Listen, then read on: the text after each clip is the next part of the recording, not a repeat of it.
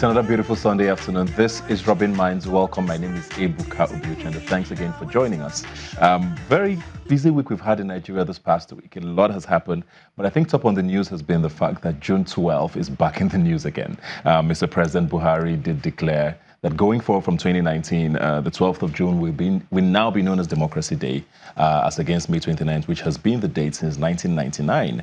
And of course, that also came with the fact that the late MKO Abiola has now been recognized or given a national honor of GCFR, which has only been held in the past four heads of state or presidents of this nation. So a lot of conversation has come up with that. Of course, people are talking about politics. Was this done because the elections are coming close? Or is this a genuine gesture to recognize the fact that MKO Abiola did win the elections back in the day? We're going to be talking about that much later on the show with a very special guest, so you want to stick around for that. But before that, of course, this week everything changes in every home across the world. The World Cup, the biggest thing, I think, the biggest event pretty much in the world is going to be kicking off this Thursday in Russia, and of course the Super Eagles of Nigeria will be a big part of that. A lot of people are excited, some people are nervous, some people are not so sure.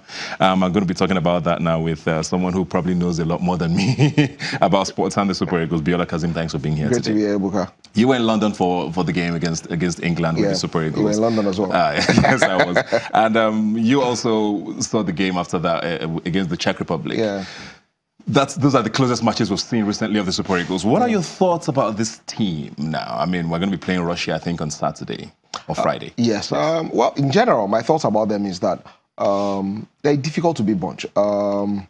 You get the feeling that in terms of individual ability, they might be lacking in key areas. You get the feeling that they're extremely dependent on Mikel Obi, turning it on.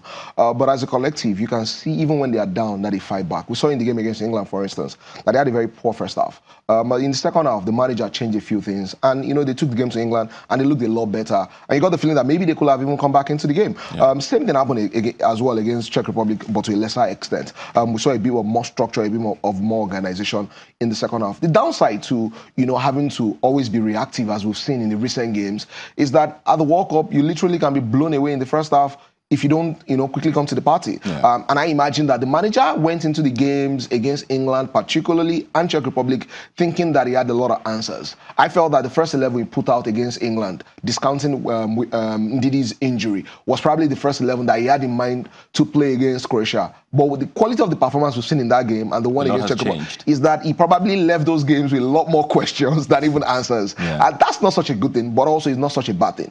Because the reason why these games are there is for you to see one or two things that you might have to work on, and then work on them in a closed, environment in camp, and hopefully the boys will bring their game to the table. So in general, I was very impressed with how they qualified. I was very, very impressed with how they came back, even though everybody seems to have forgotten now against Argentina. They were 2-0 down, came back to win 4-2. One of our best victories in a very, very long time. And it was just about a year down the road, right? So I was very impressed by that. But I've also noticed that after the Argentina game, something got lost. I don't know if it is the humility that they were approaching. I don't know, but something just went off. And we've seen consistently in the performances after that against Poland, against Serbia, in the games against England and Czech Republic as well, that the cohesion that they had, it wasn't like the highest level of cohesion, but we saw it in qualifiers. But that was their strength. That was their strength. The cohesion that they had. Moses is running, particularly on the left-hand side. A few of the things that were our biggest strong points have trailed off and we haven't seen them. We're hoping that in the next 4 or 5 days that the coach here has with them, he can work his magic. I mean, Gennaro did say that. I mean, we still have 9 days. That was after the game against Czech Republic. The days are going fast now. And he still has 9 days to go before things can still be fixed. I mean, people are thinking, is that not a little too late to leave these things at this time? But also, with a lot of references have been made as well to the France 98, when before the World Cup, we had such a disastrous campaign before the game against Spain, where everything was upside down. And then after our first game against Spain, people started tipping us even for the quarterfinals just after one game. So are we going to discount friendlies? Is this something we shouldn't pay too much attention to, you think? Well, honestly, the arguments for and against. I don't really pay a lot of attention to I mean, you take out this England game and the Czech Republic game, we will have been served up of what we've seen so far against Croatia, where it truly matters. So yes, you want to take the results and feel very impressed when you win. When you don't win, you sort of like throw them away. But I think that for managers, what you want to see is an idea. what you want to see is the sense that your team understands what you want them to do. Yeah. What you also want to see is that they can respond to certain changes that you make. Do you see that? Absolutely. We saw the game against England. A couple of changes and the game changed. John Ogu joined the defense. We had a three-man defense, somebody who could pass from the back. And then we brought on Tyrone Ebueyi on the left-hand side. He was pushing forward more like a wing-back rather than a traditional full-back. And he completely changed the game. We had an extra man in the middle of the park. Mikel Obi came into the...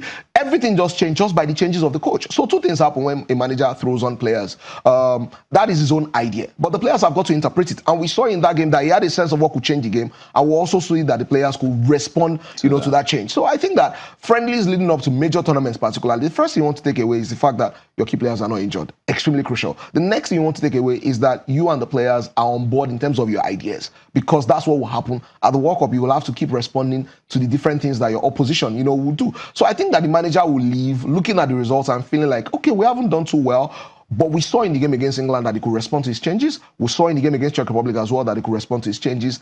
And I imagine that even though he wouldn't be too happy with the fact that I think his first 11 against Croatia will be different from what we saw in the game against England. He might not be too happy because if they had played well, then he probably would have focused on them. Exactly. But now he has to do a lot more work. But he will be happy that he learned all of those things where he does not, because at the World Cup everything matters. Yeah. Leading up to this World Cup now, I mean, in the past, we know how Nigeria preparations are usually. We're not hearing any stories about the NFF. We're not hearing about allowances being owed. The players are all happy. There's no mafia in the team. Yeah. We have won the World Cup of jerseys. Like, everything just seems to be great. Like, all the good stuff are happening already. So, is that a little scary? Because usually it feels like we thrive in, like, the chaos. The chaos. At this time, there's really nothing going on. Well, actually, that's an interesting point, because it does look like the logistics have been completely sorted out. I mean, they are flying everywhere with a private jet. They've sorted out the players are extremely happy. All their bonuses have been. They actually signed an agreement months ago. Even before the World Cup came on the horizon. So yes, to some extent, the typical Niger thing is. I mean, there's nobody to blame now. World Cup preparations don't come more chaotic than France 98 that you referred to. Crazy. I mean, we had lost 3-0 to Holland. We lost 5-1 to Yugoslavia. But that wasn't the story. If you remember, after the game, we changed managers. We arrived at the World Cup and had a Bora Milutinovic waiting for us. Yes. We changed goalkeepers as well. Yeah. We brought Peter Rufai. I mean, who goes to a World Cup with a goalkeeper straight from the beach? But somehow we managed, and we got to the second round. So we've thrived in chaos. But let's try something else. Let's try order. Let's try structure.